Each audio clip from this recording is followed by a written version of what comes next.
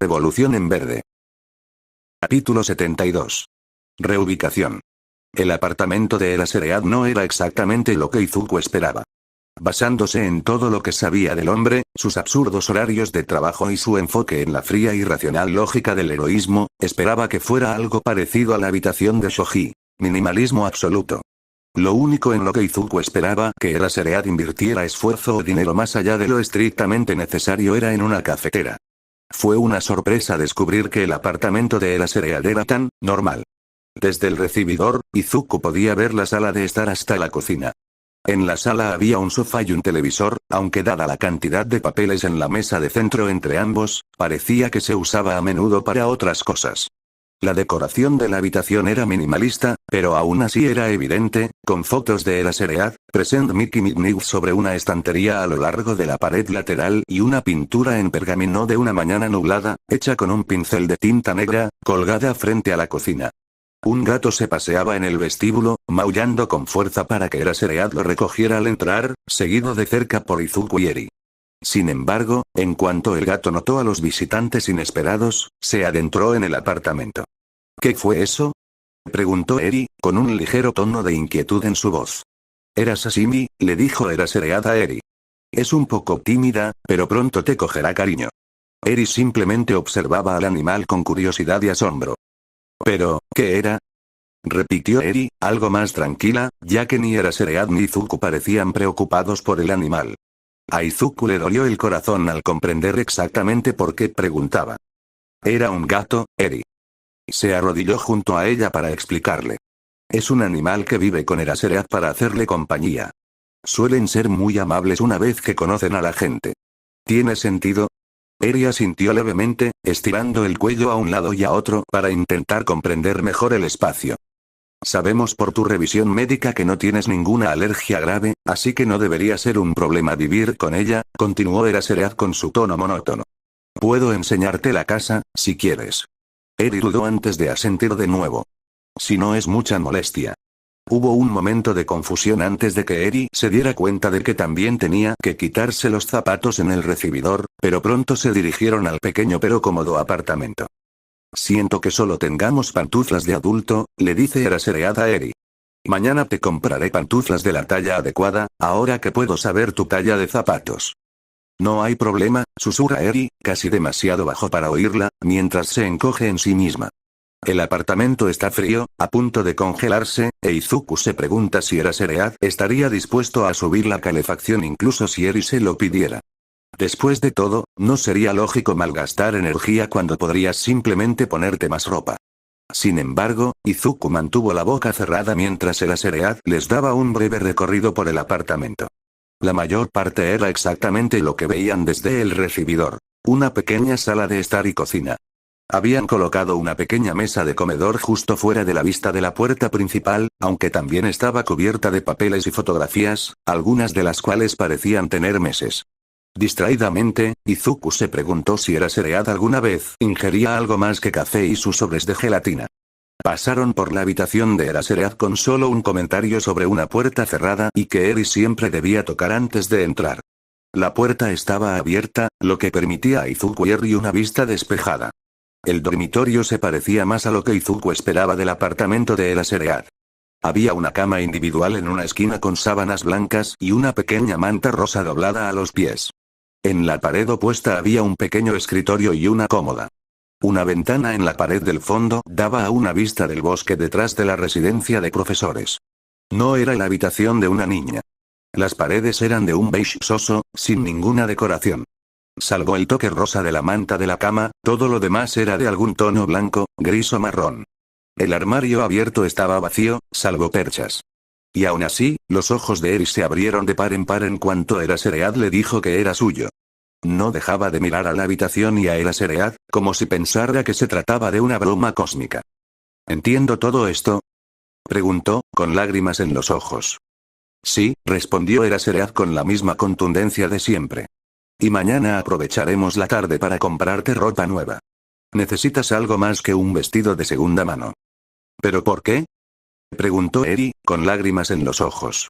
Estoy maldita. Hice desaparecer a mi papá. Mi mamá se fue. Por eso, Su voz se fue apagando, sollozando, avergonzada por su repentino arrebato. Eri, dijo Izuku, arrodillándose y tomándole la mano. Tu don no es una maldición. Tú no eres una maldición. Eres una bendición. Nadie nace sabiendo cómo usar su don, pero eso no significa que no deba ser feliz. Te mereces todo lo bueno del mundo, sobre todo después de lo que te hizo Overhaul. Las lágrimas corrían libremente por las mejillas de Eri, pero Eraserhead no le dio oportunidad de responder. ¿Sabes cuál es mi don, Eri? Negó con la cabeza. Puedo borrar los dones de los demás. Mientras vivas conmigo, no tendrás que preocuparte de que tu don lastime a nadie. Si quieres, podemos ayudarte a controlarlo, pero solo cuando te sientas cómoda. No voy a obligarte a nada. Pero te prometo esto. No estás maldita, y haré todo lo posible para que lo creas. Eri asintió con la cabeza rígida ante la declaración de Eraserhead, sollozando levemente. Vamos a traerte agua, chico. Y quizás podamos enseñarte a probar el sashimi. Dicho esto, Eraserhead sacó a Eri del dormitorio y la llevó a la cocina, dejando a Izuku sola en su habitación por un momento. Queriendo darles a Eraserhead y a Eri un momento para conectar, Izuku se acercó a la ventana. La cálida luz de la tarde se filtraba a través del inmenso bosque de la UA, detrás de la escuela. Izuku podía oír el alegre canto de los pájaros en los árboles. Lo único que estropeaba la belleza natural era el atisbo de la barrera de la UA, que Izuku apenas alcanzaba a distinguir entre el bosque. Izuku frunció el ceño. ¿De verdad la residencia de profesores estaba tan cerca del límite del campus? De alguna manera, Izuku la había imaginado enclavada en el centro de la UA, pero al parecer no había entendido exactamente dónde terminaba el campus en el bosque. Overhaul seguía suelto, al igual que la mayoría de sus principales lugartenientes, y el Shia Saikai obviamente contaba con recursos que desconocían. Y dado lo que habían descubierto sobre la dedicación de Overhaul a su investigación, Izuku sabía que intentaría recuperar a Eri lo antes posible.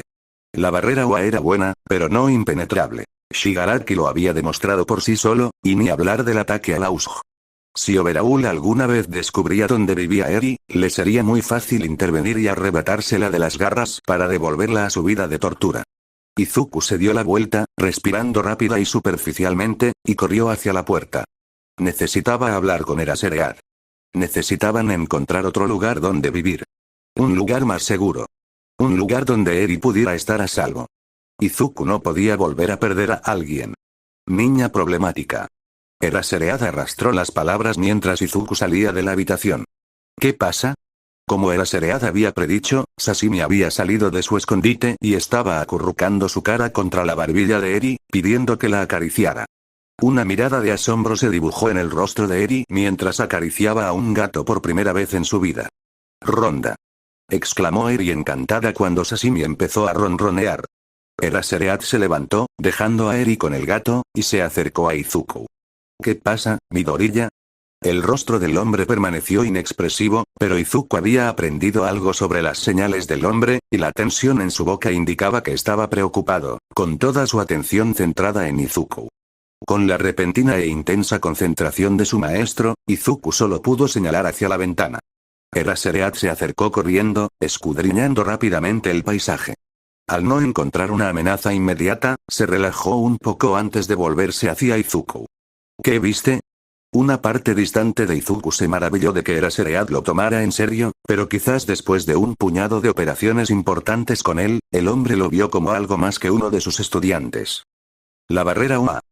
Izuku maldijo por lo entrecortada que sonaba su voz. Si los Shia Shiakai quisieran, podrían entrar fácilmente. Busca a Eri. ¿Hay algún dormitorio más seguro al que puedas mudarte? El silencio se prolongó un buen rato mientras Eraserhead miraba a Izuku sin pestañear. Izuku tuvo que hacer todo lo posible para no retorcerse ante su mirada. Finalmente, sin embargo, Eraserhead habló. Ese muro no es la barrera exterior. Si alguien quisiera entrar, lo sabríamos mucho antes de que llegara a ese muro. Izuku dejó escapar un suspiro que no se había dado cuenta de que había estado conteniendo. Nos hemos esforzado mucho para mantener a Eri a salvo. No tienes que preocuparte. Lo tenemos todo bajo control. Izuku asintió distraídamente. Claro que habían pensado en cosas así. Eraserhead era un héroe excepcionalmente hábil, Nezu era famoso por ser uno de los seres más inteligentes del mundo, y UA tenía recursos aparentemente ilimitados de los que sacar provecho. Había pocos lugares en el mundo más seguros para Eri que este. Entonces, ¿por qué no podía relajarse? ¿Por qué no regresas a tu dormitorio? Sugirió Eraserhead. Voy a instalar a Eri aquí, y tu clase está decidiendo el tema del festival cultural. Probablemente quieran la opinión de su presidente. Sí. Regresaré. Solo déjame despedirme de Eri. Eraserhead lo observó un momento antes de señalar la puerta. Afuera, en la cocina, Eri estaba sentada en el suelo con Sashimi acurrucado en su regazo, ronroneando con fuerza. Los miró a ambos cuando salieron de su habitación con una expresión seria. Me gustan los gatos, declaró Eri solemnemente. Como debe ser, respondió Eraserhead con la misma amabilidad. Asintieron, en un gesto de profunda comprensión. Izuku decidió que era mejor irse. No quería interferir con lo que fuera que esto sucediera. Así podría pasar por el gimnasio de camino a la residencia. No necesitaban su ayuda para decidir el tema del festival cultural, y aún necesitaba entrenar todo lo posible. Aunque Ua hubiera hecho todo lo posible por mantener a Eri a salvo, quería asegurarse de poder ayudarla lo mejor posible. Kamakiri, por última vez, tu idea para nuestro tema es demasiado peligrosa. Simplemente no podemos organizar un torneo de lucha con cuchillos. Demasiada gente saldría herida. Ese es el propósito de las peleas con cuchillos. Y podríamos dejar que Recover y Gil los cure a todos después. Si quieres ser tú quien la convenza de eso, eres mi invitado. De acuerdo. Supongo que no tenemos por qué seguir mi idea, suspiró Kamakiri dramáticamente antes de añadir en voz baja. ¡Qué panda de cobardes! Kyoka estaba bastante segura de que solo ella y Shoji habrían podido oír esa adición. Sin embargo, probablemente no habría supuesto mucha diferencia si Kamakiri hubiera hablado con su volumen habitual, ya que casi toda la clase estaba concentrada en el debate sobre cuál debería ser el tema de su festival cultural. Sinceramente, a Kyoka no le importaba el debate en ese momento. Lo que realmente quería era encontrar una excusa para poder hablar con Uraraka sobre lo ocurrido durante la redada Yakuza. Desafortunadamente, el resto de la clase no parecía entenderlo. De las 20 personas de su clase, solo 2 faltaban en la discusión. Izuku, a quien Aizawa había llamado, y Awase, quien había sido secuestrado por Snipe de regreso a la residencia. Todos los demás participaban en el debate. Incluso los más reservados, como Koda y Koda, también ofrecían sus contribuciones.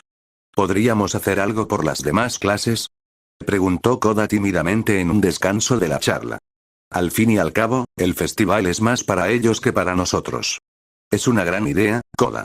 Dijo Kendo desde una pizarra blanca al frente de la sala común, donde Yaomomo anotaba todas las ideas.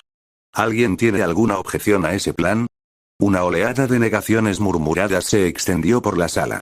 Creo que no solo es una buena idea, sino que es la única que debemos perseguir, dijo Shiozaki mientras regaba las plantas en las ventanas.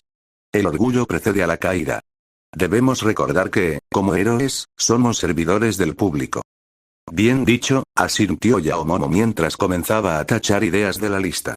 Algunas de las ideas que propusimos antes son dudosas, pero creo que deberíamos centrarnos en las que son más relevantes para las demás clases. No. Mi cafetería de mayordomos.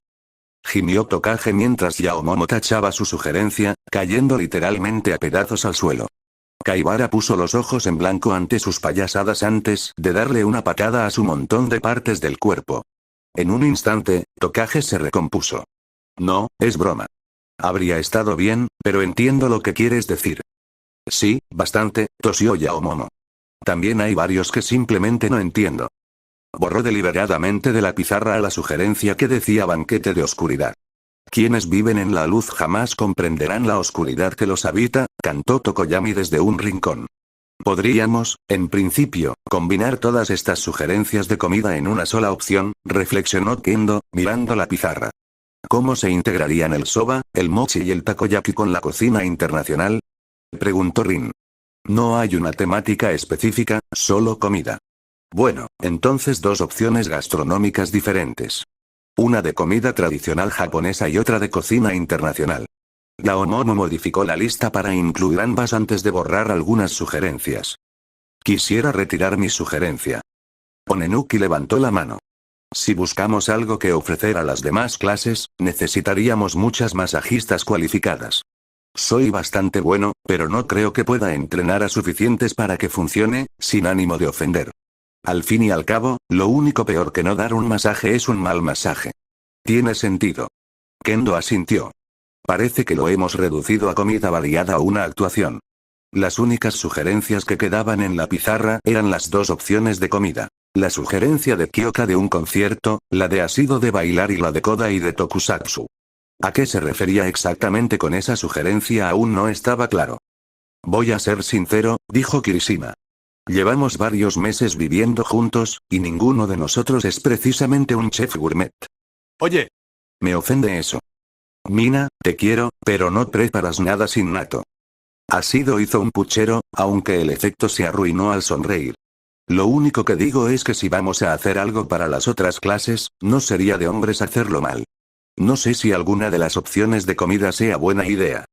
Es una preocupación razonable, murmuró Yaomomo mientras miraba el tablero. Eso nos dejaría con tres opciones. Si queremos hacer una actuación, ¿hay alguna razón para que no podamos hacer las tres cosas? La pregunta de Uraraka fue seguida por el silencio en el resto de la sala. Eso sería genial. Asido fue el primero en responder a la pregunta de Uraraka. ¿Tenemos suficientes personas que sepan tocar instrumentos? ¿O bailar? Preguntó Shoji, la pregunta clave. Puedo enseñarle a bailar a cualquiera. Asido casi se sale del asiento. Será divertidísimo. Y Hire es un músico buenísimo. Tokage flotó hacia Kyoka y se colgó de sus hombros mientras ella se sonrojaba. Además de improvisar con Izuku de vez en cuando, les había enseñado a algunas chicas lo básico de tocar la guitarra. ¿Cómo eso la convirtió en una súper buena? Era algo que no entendía. Claro que sí. Coincidió Uraraka con Tokage. El resto de la clase había empezado a murmurar con entusiasmo. Y quien no quiera jugar ni bailar, podría trabajar en efectos especiales. Con un toque tokusatsu. Koda levantó la mano inmediatamente, para sorpresa de todos. Espera, interrumpió Yaomomo. Hir ni siquiera ha dicho si estaría dispuesta a jugar por esto, y mucho menos a enseñarle a alguien que lo necesite. De repente, Kyoka se convirtió en el centro de atención. Todos en la clase la miraban con cierta emoción. Una parte de Kyoka quería encogerse en sí misma y desviar la atención hacia otra persona. Izuku sabía tocar, no había razón para que no pudiera dirigir la parte musical. Pero esa parte de ella se había ido encogiendo cada vez más con el paso del tiempo. Había llegado a las semifinales del festival deportivo, salía con el que quizás fuera el estudiante héroe más rudo del planeta, hacía prácticas con uno de los 10 mejores héroes y le habían confiado misiones importantes. Era Kyoka fucking Hiro, y no iba a dejar que un concierto como este la intimidara. No sería muy punk rock decir que no, ¿verdad? Respondió Kyoka con una sonrisa. Pero no puedo sola. Green sabe tocar la guitarra y yo el bajo. ¿Alguien más sabe tocar algo? Tengo formación clásica en piano. Yaomomo levantó la mano con delicadeza. Quizás me lleve un tiempo acostumbrarme a los estilos más modernos, pero estoy segura de que puedo ayudar. He dedicado gran parte de mi vida a estudiar guitarra, dijo Tokoyami. Aunque admito que me derrotó el acorde de fa. Es un buen comienzo, reflexionó Kyoka. Pero si vamos a bailar, necesitamos un ritmo sólido. ¿Alguien aquí sabe tocar la batería? ¡Ay! Toco la batería. Pony movió la mano por encima de la cabeza con entusiasmo. Estuve en una banda en Estados Unidos. ¿Estás seguro de que Midoriya estará dispuesto a jugar? Kendo le preguntó a Kyoka. Seguro que puedo convencerlo. Kyoka estaba dispuesto a hacer casi cualquier cosa para lograrlo. Como mínimo, le daría algo en que concentrarse además de entrenar por ahora. Eso nos daría una banda completa. ¿Están todos dispuestos a bailar o a trabajar en efectos especiales? Se escuchó una ovación de aprobación en la sala común. Incluso Kodai expresó su aprobación en voz alta, con una extraña sonrisa en el rostro. Entonces, está decidido. Daremos un concierto para ayudar al resto de la escuela a desestresarse. Veré si podemos programarlo temprano por la mañana para que podamos actuar y preparar a todos para el festival antes de quedarnos en segundo plano. Eso nos permitiría apoyar a las demás clases asistiendo también a sus festivales, añadió Shiozaki. Entonces, está decidido. Kendo aplaudió con sus manos, atrayendo la atención de todos. Ahora, determinemos quién bailará y quién estará en los efectos especiales. Mañana podremos empezar a hacer planes más detallados, una vez que Eraserhead apruebe nuestra idea. La clase empezó a dividirse, discutiendo ideas de efectos especiales, vestuario y pasos de baile para que así los incorporara. La mente de Kyoka ya bullía con posibles riffs y estribillos. Pero antes de poder dedicarse a eso, tenía algo más importante que hacer. Uraraka se había dirigido directamente hacia Asido, indicándole que al menos le interesaba bailar durante el concierto. Por suerte, Asido no planeaba empezar a practicar esa noche, así que Kyoka pudo llevarse a Uraraka para su esperada conversación. Kyoka iba a obtener respuestas sobre lo que había sucedido en la redada Yakuza, y las iba a obtener ahora. Ochako aún no tenía claro qué haría en el concierto del festival cultural cuando Hir se acercó a ella con la mirada encendida. Aunque era obvio que no formaría parte de la banda, Ochako no se decidía entre bailar o hacer efectos especiales. Aunque bailar parecía muy divertido, Ochako sabía que su don podría dar lugar a efectos especiales increíbles, sobre todo con una temática de tokusatsu. Eso tendría que decidirlo más tarde, porque Hir estaba en pie de guerra, y Ochako no quería ser quien se interpusiera en su camino. En cambio, Ochako se dejó llevar lejos de donde Asido estaba demostrando con entusiasmo cómo bailar breakdance y la llevó a la habitación de Hir. Desde luego, no era algo que Ochako quisiera comentar en público. La habitación de Hir estaba decorada tal como Ochako habría esperado para la chica. Una alfombra a cuadros blancos y negros que se extendía a lo largo de la habitación, mientras que guitarras, altavoces, un teclado y una batería ocupaban la mayor parte del espacio de la pared. La pared sobre la cama de la chica estaba llena de pósteres de más bandas punk de las que Ochako jamás había oído hablar, con The Edo y Lightning Nine apareciendo con más frecuencia que las demás. Ante el gesto de Hir, Ochako se sentó en la colcha verde oscuro mientras Hir ocupaba la única silla junto al escritorio. A diferencia de las otras veces que Ochako había estado allí, simplemente pasando el rato, la habitación se sentía un poco húmeda, apenas perceptible, pero ahí estaba. Ochako no creía que Hir pasara tanto tiempo en la agencia de Ganorka, pero quizás se equivocaba. Osaka estaba ciertamente más lejos que Nagoya, donde operaba Ryukyu. Entonces, dijo Ochako, rompiendo la extraña tensión del ambiente. ¿Qué querías saber exactamente? Bueno, Grim no se ha comportado como siempre estos últimos días. No me di cuenta enseguida por mis propios problemas de trabajo y estudio, pero estoy bastante segura de que empezó con la redada Yakuza en la que participaron. Ochako abrió la boca, pero Hiro le levantó la mano para detenerla.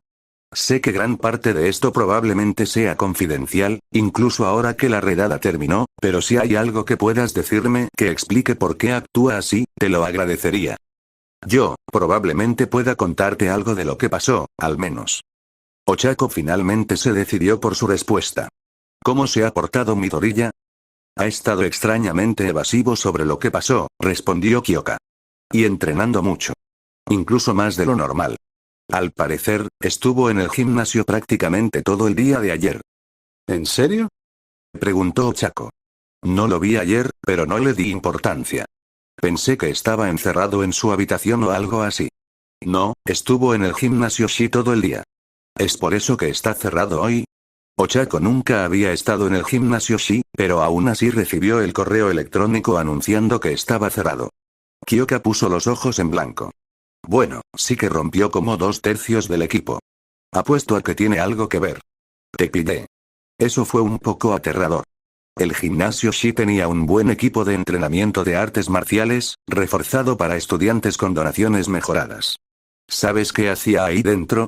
Fuera lo que fuese, debió ser aterrador.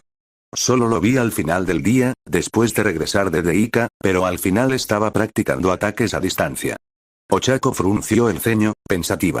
Pensé que era lo suficientemente rápido como para no necesitarlo. Aunque no pudiera usar ni la mitad de la fuerza de su don, seguía siendo más rápido que cualquiera sin un don de mejora. Honestamente, era más fuerte que mucha gente con dones de mejora. Yo también, pero estaba empecinado en los ataques a distancia y no me decía por qué. Ochako empezaba a comprender cada vez más por qué Kyoka estaba tan decidida a averiguar qué le pasaba a Midoriya. Desde luego, esto no era un comportamiento normal. Creo que ya lo sé, suspiró Ochako. Así que no puedo dar más detalles sobre el motivo del asalto. Los líderes del Shiya Saikai no estaban allí y siguen prófugos. La investigación sigue abierta. Tiene sentido. En realidad, Ryukyu no había compartido nada sobre el arresto de Overaul, Zoronostasis ni de ningún otro miembro de alto rango del Shia Saikai, así que Ochako asumió que seguían sueltos. No le habían dicho explícitamente que mantuviera la información en secreto, pero no quería arruinar la posibilidad de atrapar al resto del grupo. Pero esta fue una operación de gran envergadura. Participaron varias agencias diferentes. Sé que tú, Green y Awase estaban allí, además de Ado y Mirio. Son 3 agencias, una de las cuales es bastante grande. Ochako siempre olvidaba que Mirio y Midoriya, técnicamente, trabajaban para la misma agencia.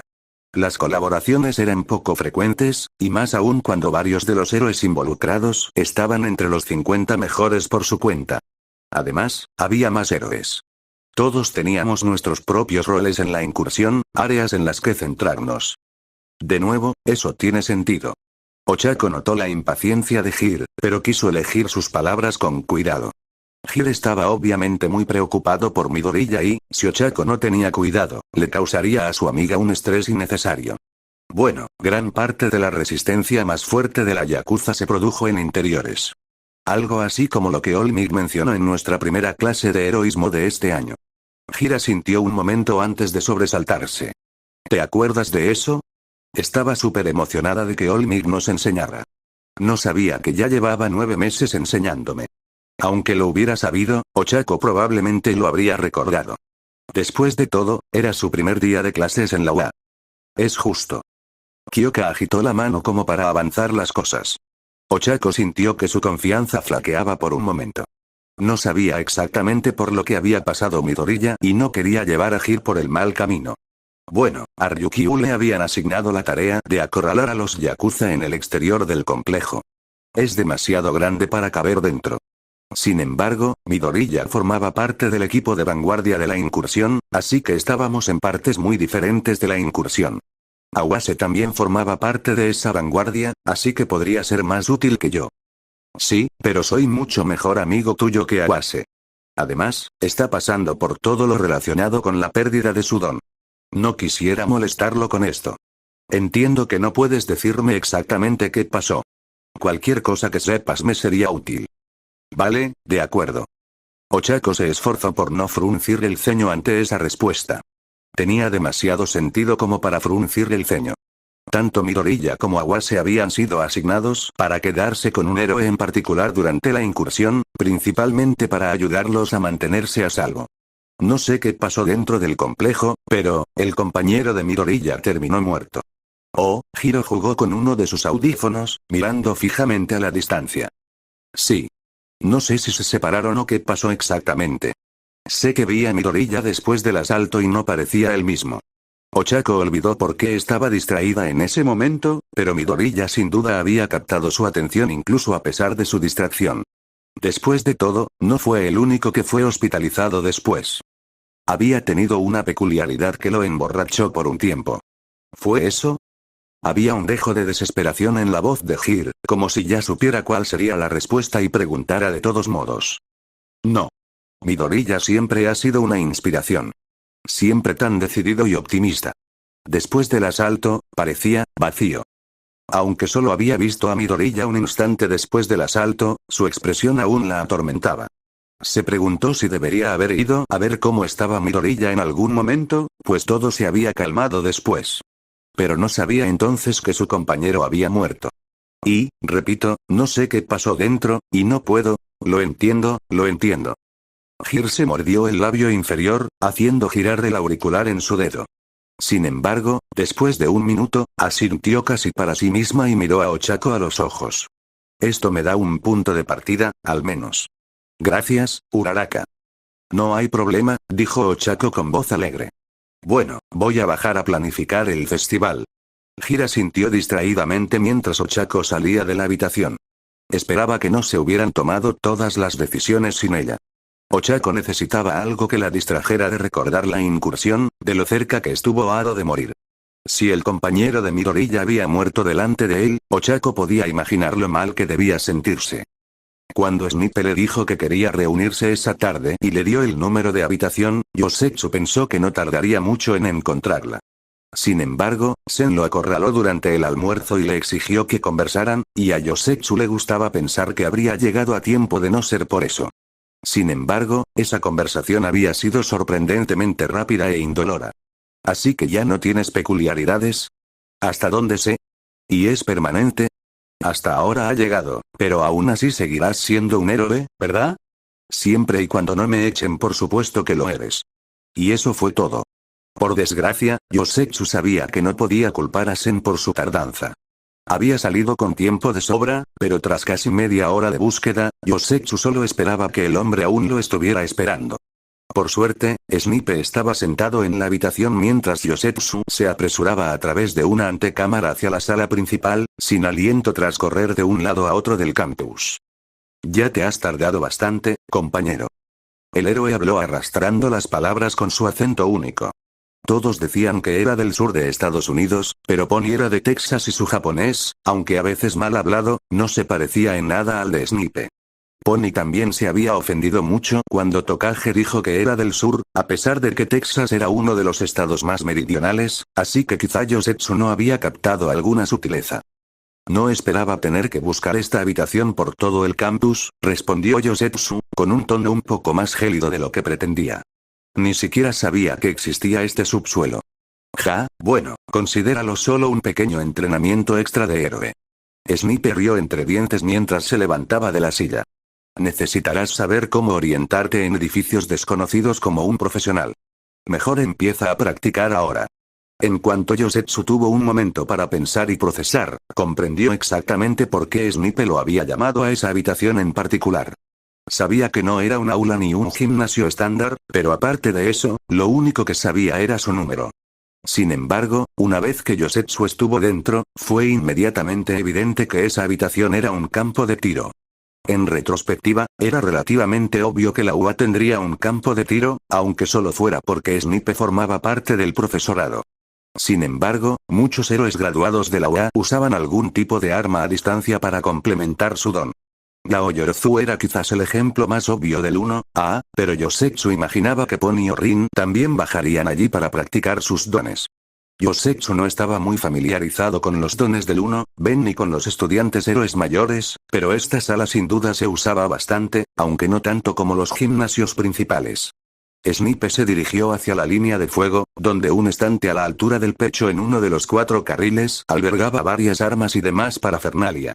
Entre las demás armas, Yosetsu reconoció las 2 pistolas aturdidoras que Mei le había dado para usar en Deika. Sabía que Aizawa las había confiscado junto con el resto de su equipo de apoyo para llevárselo a Oa, pero esperaba que todo hubiera llegado a Mei. Después de todo, todo había funcionado bien en la vida real. Nada había explotado. Bueno, aparte de las granadas, pero estas fueron diseñadas para explotar. La cuestión era que Mei siempre intentaba promocionar sus inventos antes de que estuvieran completamente perfeccionados. El hecho de que solo le diera a Yosetsu equipo funcional y que no explotara era algo que debía fomentarse. Es cierto que se lo dio en circunstancias dudosas, pero en ese caso era el principio lo que importaba. Dime, chico, dijo Snipe mientras tomaba un revólver y comprobaba que no estuviera cargado. ¿Qué crees que fue lo que más te acercó a la expulsión? Yosetsu frunció el ceño. Vigilantismo, pensé. Puede que Roglog me haya encubierto, pero todos sabemos lo que pasó en realidad. Snipe soltó una carcajada mientras guardaba el revólver en el estante. Si expulsáramos a todos los estudiantes héroes que participaron en un poco de justiciero experimental, no creo que nos quedara escuela. No, el mayor problema fue que usaste estas. Snipe levantó una de las pistolas aturdidoras para enseñársela a Yosetsu. ¿Qué? ¿En serio? ¿Pero dejaste que Atsume no les causara problemas? ¿De verdad crees que Powerloader podría impedir que Atsume haga lo que quiera? Preguntó Snipe, con incredulidad reflejada en sus palabras. Vale. Lo que sea. Pero los héroes usan armas todo el tiempo, protestó Yosetsu. ¿De verdad? Preguntó Snipe. ¿Cuántos héroes conoces que usen armas? Bueno, ahí estás tú, empezó Yosetsu. Ese es básicamente el don completo de Lady Nagant. Bueno, son 2 héroes. ¿Algún otro? Preguntó Snipe, con la voz ronca por alguna razón. Yosetsu se devanó los sesos buscando otros ejemplos. No era Midoriya, pero le gustaba creer que conocía a bastantes héroes. Creo haber oído hablar de un héroe llamado Jaque Mate que usa un arma. Salió más como una pregunta que como una afirmación. Seguro que sí, dijo Snipe riendo. Pero que haya un héroe estadounidense. Allá las cosas son diferentes, sobre todo con las armas. Se me ocurren al menos una docena de héroes estadounidenses que usan armas. Pero estamos en Japón. ¿Hay algún otro héroe japonés? Tras pensarlo un momento más, Yosetsu negó con la cabeza. Eso será porque no hay otros héroes japoneses que usen armas, dijo Snipe. Solo Lady Nagant y yo.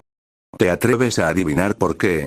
La posesión de armas está al menos tan restringida como el uso de peculiaridades, pensó Yosetsu en voz alta.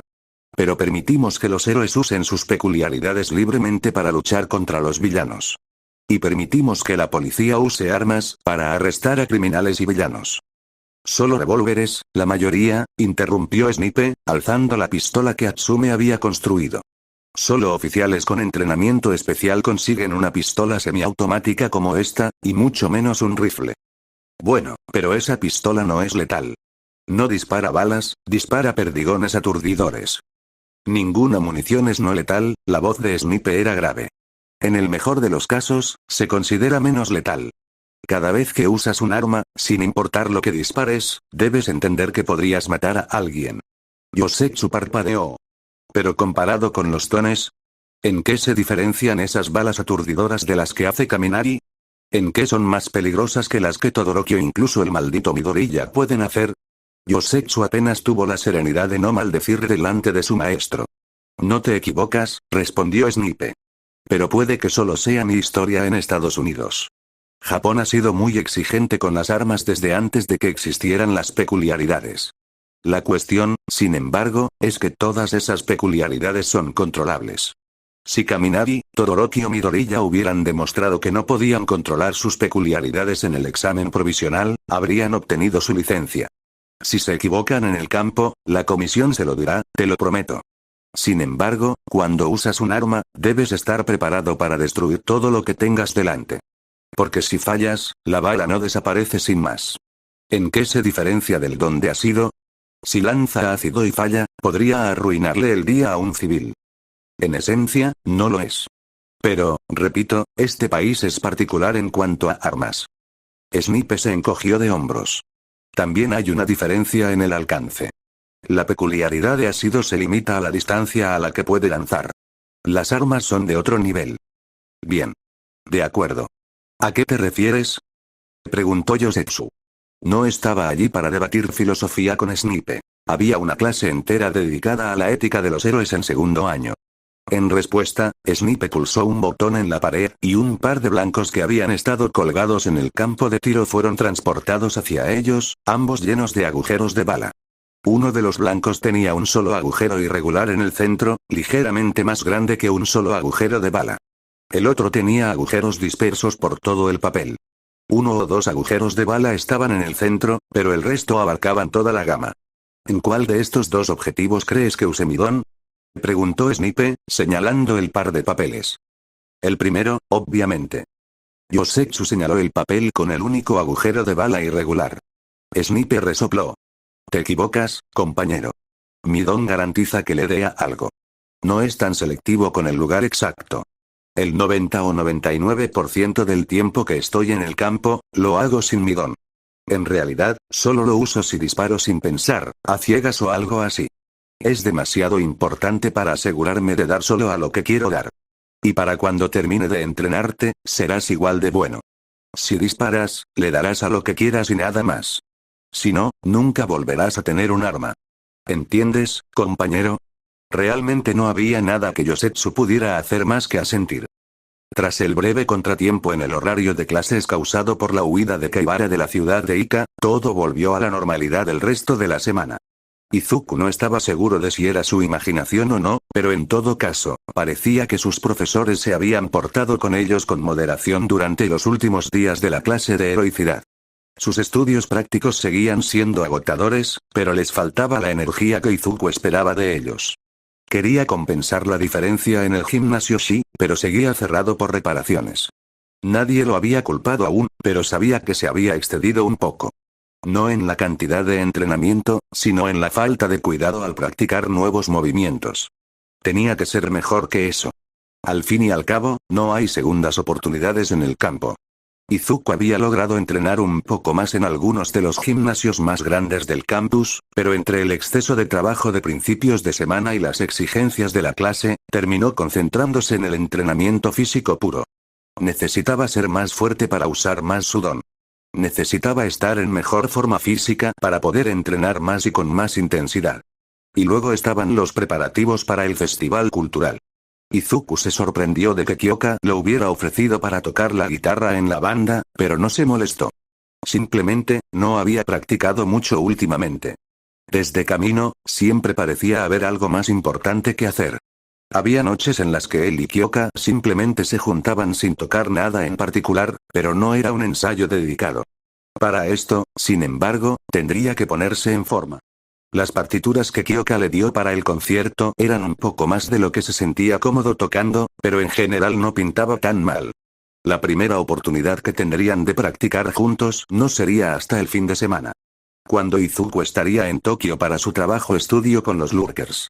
Había tenido toda la semana libre tras la incursión de Shinya Saikai, así que Izuku se quedó en la Torre Mig todo el fin de semana para trabajar con ellos al máximo. Al principio, Kamui Watch no quería que se quedara todo el fin de semana, probablemente por lo ocurrido durante la incursión. No era común que un compañero tan bueno como Takea muriera. Pero tras insistir un poco, cedió y le concedió a Izuku el permiso que necesitaba. Así que Izuku empacó su guitarra, su disfraz de héroe y su bolso de mano para salir el viernes por la tarde. Kyoka también se dirigía a Osaka, aunque solo se quedaría una noche en lugar de las 2 de Izuku. Izuku esperaba poder ir directamente a patrullar con Kamui Watch o alguno de sus compañeros, pero el héroe lo miró de reojo antes de declarar que se centraría en el análisis de pruebas esa noche. La mirada de Kamui Watch indicaba que si Izuku discutía con él, se pasaría el fin de semana trabajando en el análisis de pruebas. Sin otra opción, Izuku aceptó la tarea sin quejarse. Sin embargo, el material asignado a Izuku estaba al menos relacionado con el Shinya Saikai. Dado que muchos de los miembros de alto rango de la banda habían desaparecido y que dominaban las drogas que borraban peculiaridades, Izuku comprendía fácilmente su deseo de averiguar dónde estaban lo antes posible. Nadie quería un aumento repentino de la actividad criminal relacionada con estas drogas. Izuku no fue el primero en investigar el paradero del Shinya Saikai.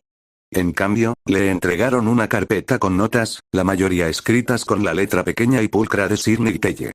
Todas las vías obvias para rastrear a la banda habían fracasado. El túnel por el que habían escapado no conducía a ningún lugar en un radio de 12 manzanas de su cuartel general. Los compañeros llevaban días revisando las grabaciones de las cámaras de seguridad requisadas y no se había visto a ningún yakuza fugado en esa zona. O bien estaban escondidos más abajo de lo previsto, o los túneles se extendían más de lo que nadie hubiera creído posible. De igual manera, todas las organizaciones y negocios conocidos de la yakuza prácticamente suspendieron toda actividad inmediatamente después de la redada. Los miembros de bajo rango de la yakuza que las dirigían ya habían sido detenidos e interrogados, pero ninguno había compartido nada útil con los investigadores. Cerca del final de las notas de Sidney Telle se enumeraban una serie de posibles futuras rutas de investigación. Izuku no tenía muchas ganas de ver horas de grabaciones de vigilancia, probablemente inútiles, por si acaso avistaba a algún yakuza. Tampoco se sentía cómodo investigando las ventas de equipos biomédicos para intentar averiguar dónde habían adquirido los medios para producir el suero eliminador de peculiaridades a gran escala. En cambio, había un elemento en la lista que lo llamaba, como si hubiera sido escrito especialmente para él. Investigar las organizaciones cercanas que involucran la falta de peculiaridades para detectar posibles vínculos con el Shinya Saikai. Tenía sentido, desde una perspectiva fría y calculadora. Cualquier organización involucrada en asuntos de personas sin don, independientemente de su postura al respecto, se vería afectada de alguna manera por el lanzamiento de una droga que elimina el don. Izuku decidió empezar con las organizaciones que, a grandes rasgos, podrían clasificarse como proquircles. En parte, porque había muchas menos. Pero, sobre todo, para evitar pensar demasiado en personas que, hasta hace unos meses, no habrían querido tener nada que ver con él. Ya tenía suficientes asuntos pendientes como para perder tiempo y energía mental pensando en ellos. Al mismo tiempo, Izuku no quería pensar que alguna de las pocas organizaciones benéficas sin peculiaridades estuviera involucrada con el crimen organizado, pero era muy consciente de los presupuestos limitados con los que operaban la mayoría. Si el Shia Saikai las usaba para blanquear dinero o algo similar, quizá no estuvieran en posición de negarse. Afortunadamente, para su impresión de la principal organización benéfica para personas sin don de Kioto, Dreamalive no le pareció sospechosa en absoluto a Izuku. Tampoco la Asociación Japonesa para Personas sin Don, la Sociedad para una Vida Libre de Don Nikirkornot. Si bien Izuku nunca había tenido que recurrir a la ayuda de ninguna de esas organizaciones, el simple hecho de saber que existían le había bastado para tranquilizarse cuando las cosas se complicaron en Aldera. Sin embargo, la última organización empezó a generar sospechas cuando Izuku la investigó. Tenía una vaga idea de la iglesia Umarise y su postura sobre la santidad de la ausencia de peculiaridades, pero salvo un intento de evangelización profundamente incómodo, nunca había interactuado con ellos. El rehén Oteones que habían rescatado había sido secuestrado originalmente por un grupo disidente de Umarise, lo que supuso un primer golpe contra la iglesia. En aquel momento, se suponía que se trataba de una conexión casual entre ambos grupos, y que las autoridades oteonesas investigarían al grupo disidente por su parte. Sin embargo, al observar las recientes operaciones financieras de la iglesia en Japón, se detectaron varios pagos y depósitos sospechosos. Es cierto que la iglesia atravesaba una crisis debido a la repentina muerte de su líder y profeta, pero nada que pudiera provocar que esta cantidad de dinero comenzara a fluir a través de la catedral de Osaka. Interesante. Izuku tuvo que hacer un gran esfuerzo para no sobresaltarse al oír la voz de Sir Nicteye justo detrás de él. La rama Oteon de Umarise negó cualquier conexión con el Shia Saikai, pero las ramas locales estaban en mi lista para investigar. Buen trabajo, Bastión. Izuku mantuvo la vista fija en la pantalla para no tener que ver la manga vacía de Sir Nicteye ni el parche bajo sus gafas. ¿Algunos de los villanos que escaparon no eran oteoneses? ¿Tenían algo que ver con Umarise? Los buscaban en Oteón, pero sus autoridades desconocían cualquier conexión con Umarise, respondió Sir Nicteye con suavidad, agachándose para ver mejor la pantalla. Pero, claro, la ausencia de pruebas no es prueba de ausencia. Hubo un breve y angustioso silencio mientras Sir Nicteye seguía leyendo por encima del hombro de Izuku. Por suerte, finalmente se enderezó y se alejó del escritorio que Izuku estaba usando. Esa es la primera pista buena que tenemos en el caso. Sigue investigando la catedral de Osaka. Beres y Kamui Wotsu el Gesot pueden enviar a un compañero a investigar. Si no, tengo contactos en Osaka. A ver si surge algo. Izuku continuó revisando los detalles financieros que habían conseguido durante un rato antes de darse cuenta de que Sir Nicteye aún no se había marchado. Se atrevió a mirarlo de reojo, solo para encontrarse con la mirada fija de Sir Nicteye, fija en él, con una expresión indescifrable. ¿Hay algo, señor? Sir Nicteye se estremeció ante la pregunta, como si no la esperara. Tras un momento de silencio, respondió. Creo que te debo una disculpa, Bastión. Izuku parpadeó. Oh, quizás, varias disculpas. Izuku volvió a parpadear. ¿Por qué tenía que disculparse Sir Nicteye? Izuku era la razón por la que había quedado tan lisiado que tuvo que retirarse del servicio activo antes de tiempo. En todo caso, Izuku debería disculparse con Sir Nicteye. Sin embargo, el héroe no le dio a Izuku la oportunidad de hablar y continuó. Antes que nada, admito que no tenía fe en ti como el noveno poseedor de One for All. Vi a un niño asustado asumiendo el papel porque no había otra opción, porque el don debe ser poseído por alguien que nació sin él. Pero me has demostrado que estaba equivocado una y otra vez y realmente has comenzado a hacer lo tuyo. Me disculpo por dudar de ti. Izuku intentó hablar, pero Sir Nicteye insistió. Segundo, la primera vez que nos conocimos, usé mi don contigo sin pedirte permiso. Vi lo que sucedería en Osu. Vi cómo All for One te secuestraba. Vi cómo matabas a Shigaraki. Y vi a All Might terminar lo que empezó hace 6 años, acabando con la amenaza de All for One de una vez por todas. Pero no te dije nada de eso. Estaba tan concentrado en asegurarme de que All for One fuera derrotado, que ni siquiera te dejé prepararte para la prueba que te esperaba. Por eso también, me disculpo. Sir Nicteye sabía lo que iba a pasar al entrar en Osu. Izuku recordaba vagamente que algo no cuadraba con las palabras y los gestos del hombre en aquel momento, pero lo había descartado. Soy yo quien debería disculparse por Osu. Exclamó Izuku, casi sin pensar. Si no hubiera huido, si me hubiera quedado más tiempo luchando, quizás no te habrían obligado a retirarte. Sir Teye rió entre dientes. No me cabe duda de que podrías haber torcido el destino de esa manera, pero sabía lo que pasaría. No es culpa tuya. Entré en esa pelea con los ojos bien abiertos. Izuku apretó los dientes. ¿Por qué la gente no podía simplemente aceptar sus disculpas? ¿Aceptaba el hecho de que él era quien tenía el poder para evitar estas tragedias y no podía?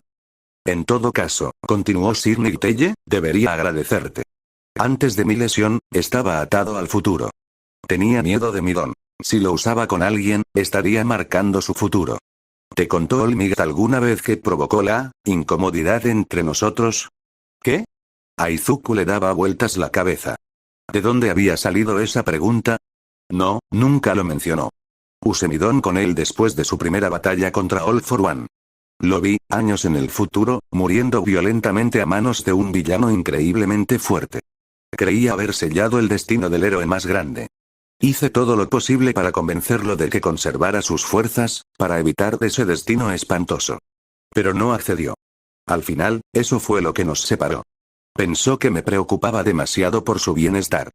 Creí que lo había condenado a una muerte espantosa. Sir Teye se detuvo un momento, observando a Izuku. Ahora, sin embargo, sé que no es así. Mi don me mostró el futuro más probable, pero no el único. El futuro que vi para Olmig ya ha cambiado. Sin duda, es por tu culpa. Izuku se encogió en su silla, con la esperanza de desaparecer por completo. No merecía ese elogio. Había arruinado la carrera de Sir Teye. Había hecho que mataran a Takea. ¿Por qué nadie sería honesto con él y le diría que la había cagado? Gracias, Izuku Midoriya. Espero que podamos colaborar estrechamente en el futuro. Sir Teye hizo una profunda reverencia hacia Izuku.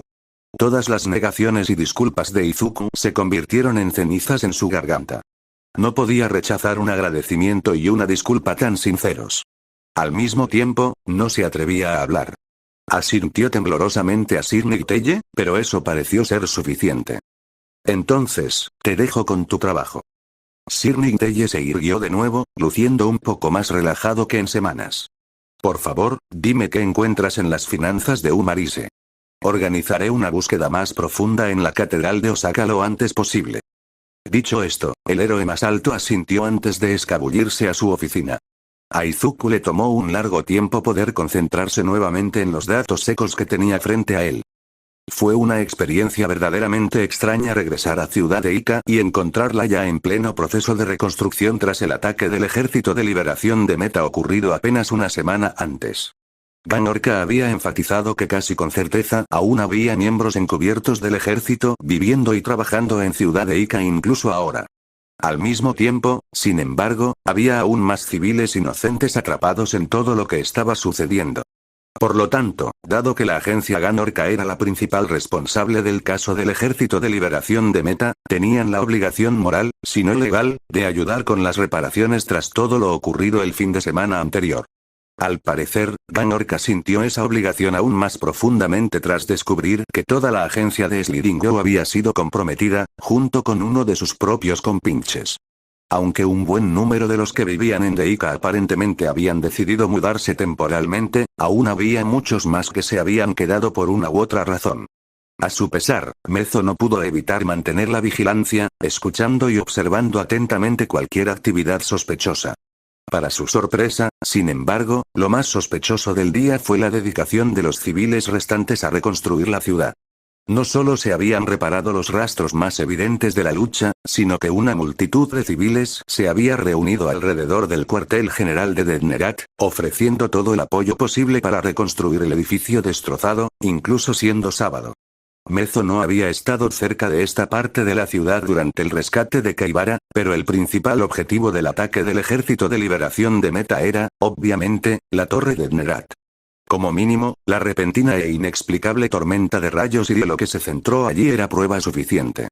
La torre se alzaba imponente incluso sobre los demás edificios altos del centro de la ciudad, al menos 10 pisos más alta que su competidor más cercano, construida con muros de hormigón armado en lugar del acero y el cristal de la mayoría de los rascacielos modernos.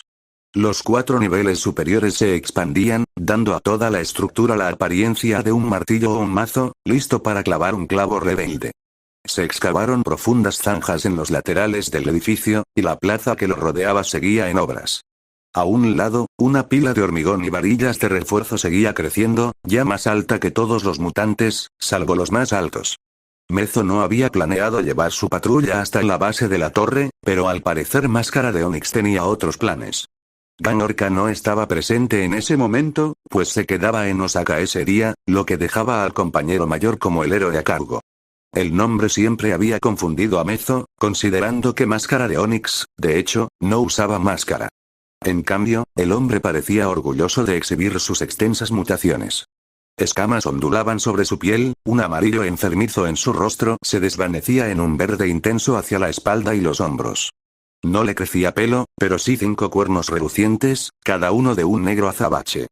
Pequeños agujeros eran todo lo que tenía por orejas y nariz, y su boca estaba llena de innumerables dientes afilados como agujas. Para colmo, sus ojos eran del mismo blanco lechoso que Mezo había visto en incontables personas ciegas, aunque Máscara de Ónice no tenía problemas de visión. Dado que incluso los numerosos mutantes entre los voluntarios civiles rehuían al héroe mientras éste se dirigía a la base de la torre, a Mezo le pareció obvio por qué había elegido trabajar para Ganorka. No había nadie mejor en el país para ayudarlo a aprender a ser un héroe con una mutación que sería juzgada con tanta severidad. Tal vez, pensó Mezo, él mismo tenía algo que aprender de Ganorka y Máscara de Ónice. Ninguno de los dos se resignó a esconderse tras una máscara todo el día, aunque hubiera sido más fácil a corto plazo. Antes de que Mezo pudiera darle vueltas a esa idea, divisó al aparente objetivo de Máscara de Onix. Una mujer de cabello largo y pelirrojo con un brillo metálico. Parecía contenta de observar el proceso de reparación y se comportaba con una confianza que la identificó de inmediato como alguien al mando. Su impecable atuendo, un elegante traje de negocios en tonos lavanda e índigo, reforzó esa impresión.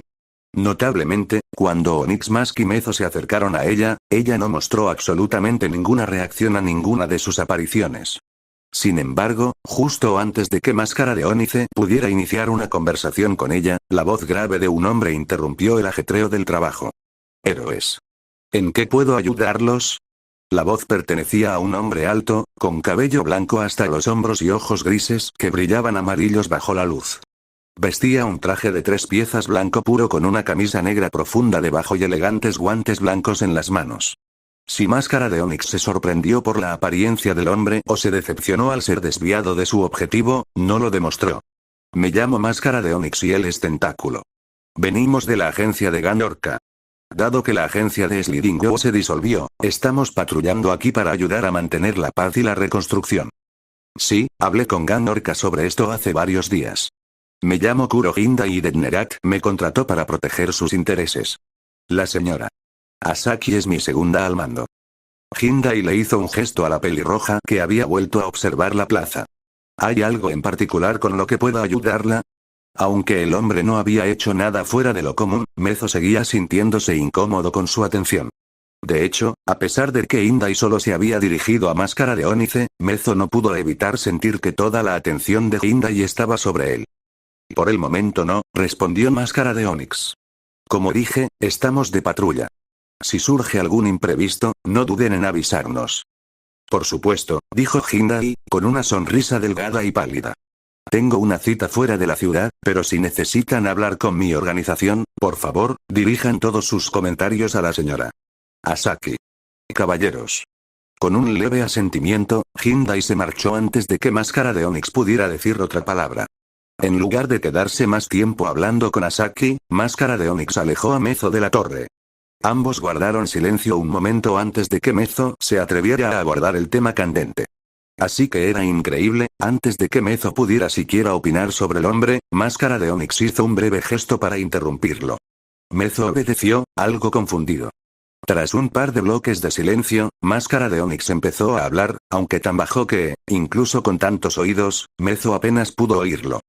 Hindai y su empresa de seguridad son sospechosos de ser miembros de la Asamblea Legislativa. El historial de todos los empleados es impecable, incluso el de Hindai, pero la empresa entera surgió de la nada hace 3 meses. Sus operaciones son demasiado limpias y practicadas para una empresa completamente nueva. Suponemos que tienen ojos y oídos en Deika, así que ten cuidado con lo que dices. Planeaba sacarle información a Asaki, pero decidí no hacerlo porque Indai sabía de nosotros. Es un hombre peligroso. Lo presiento. Mezo asintió lentamente. Aún sentía un escalofrío por la breve interacción con el hombre. ¿Qué sigue en nuestra patrulla? Preguntó, esperando que la pregunta fuera lo suficientemente general como para que no pareciera sospechosa si los vigilaban. Pasaremos por el extremo norte de la ciudad antes de volver por el centro, respondió Máscara de Onix a todo volumen antes de añadir en voz baja. No pierdas de vista a Asaki durante el regreso. Cualquier cosa que recojas será valiosa. Mezo asintió, esperando poder hacerlo sin sospechar demasiado. Mientras continuaban hacia el norte, se preguntó distraídamente si llamaría más o menos la atención si renunciaba a la máscara, como hacía su compañero actual.